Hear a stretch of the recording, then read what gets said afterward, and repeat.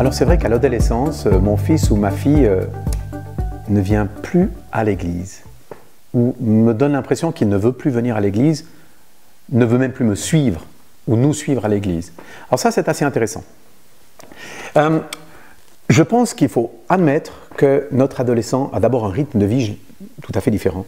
Et il peut se retrouver certains dimanches matins à vouloir simplement savourer son dimanche matin.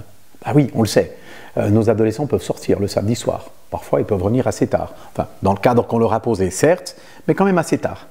Et du moment qu'on a donné cet espace de liberté, il est évident que notre ado ne sera pas forcément prêt pour son seul sacro-saint matin de repos à se lever, se précipiter, s'habiller et courir au culte avec ses parents. Ça, je peux le comprendre tout à fait.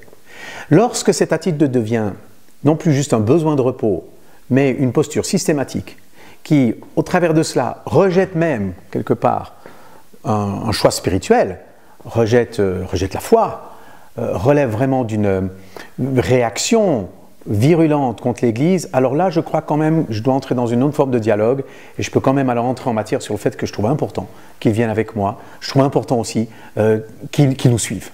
Maintenant, s'interroger aussi sur le pourquoi. Pourquoi mon jeune ne tient plus à me suivre à l'église?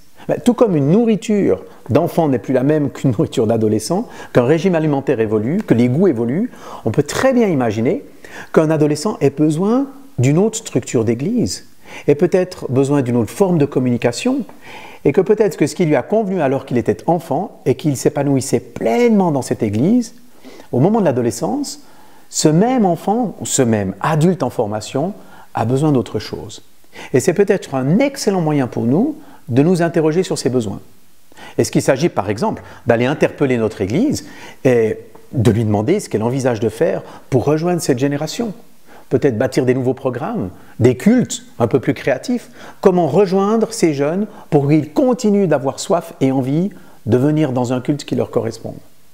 Ou alors, est-ce qu'il faut peut-être imaginer un autre type de communauté, un groupe de jeunes, une activité où mon fils, ma fille continuent d'évoluer dans un milieu spirituel qui le construit, qui l'épanouit, mais qui ne sera plus peut-être le milieu formaté qui a toujours été celui de son enfance.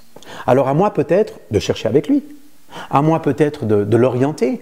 J'ai presque envie de dire à nous, mon adolescent et moi, de chercher ensemble ce qui peut continuer de le faire grandir en Dieu, de le faire grandir vers Dieu, dans une structure où il peut aussi s'exprimer, une structure qui, par sa souplesse et en même temps par son cadre, lui permet d'être pleinement cet adolescent proche de Dieu.